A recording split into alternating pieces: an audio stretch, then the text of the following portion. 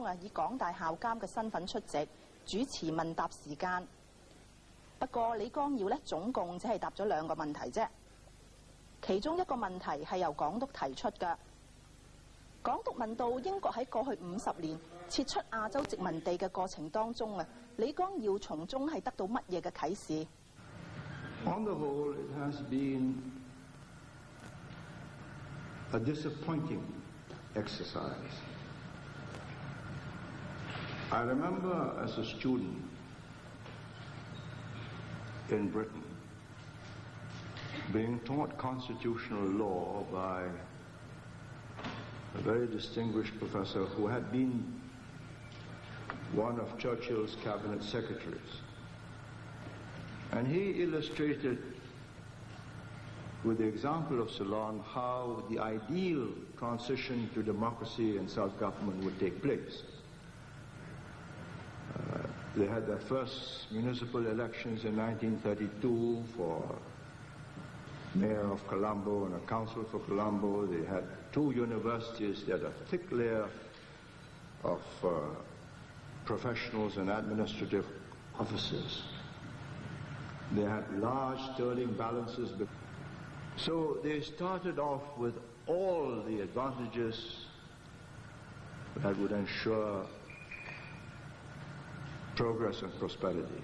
Of course, I was taught this in 1947 when Ceylon had just got independence. And India, of course, had just gone into turmoil with breakup of Pakistan and India. I have never believed that democracy brings progress.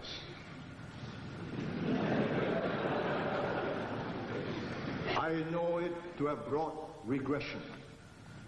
I watch it year by year, every 2 years when I meet my fellow members of the leaders of the Commonwealth.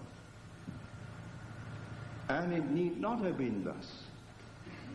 The British never governed these countries by one man, one vote. It was one British government, one British resident, and his word was law. And we had good district officers whose word was also law for that district. I think regardless of the present missionary zeal of the Americans of democracy and human rights, which has broken up the Soviet Union, it would be misguided to believe that what has worked in very special circumstances amongst European societies and what is barely working in Korea and Taiwan is universally valid. How to establish good government?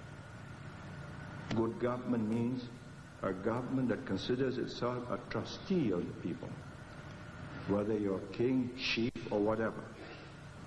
Not somebody in temporary charge and insecure and therefore out to settle an annuity and a nest egg for yourself, which is what has happened in so many countries. So if you ask me what my thoughts on decolonization are, I think they are grim, because Western political scientists have not lived in these societies, have not understood that what is required is economic progress, development, and the final blossoming of a large educated middle class, which alone can sustain a democracy. When you have 60 to 70% of your population educated, knowing what will work and what will not work, then one man, one vote makes sense. If I give way on Hong Kong to the British, who do not have either military or economic clout to hurt me, then I'm inviting trouble from from Bill Clinton. Chris Patton can only express his exasperation, but Bill Clinton can turn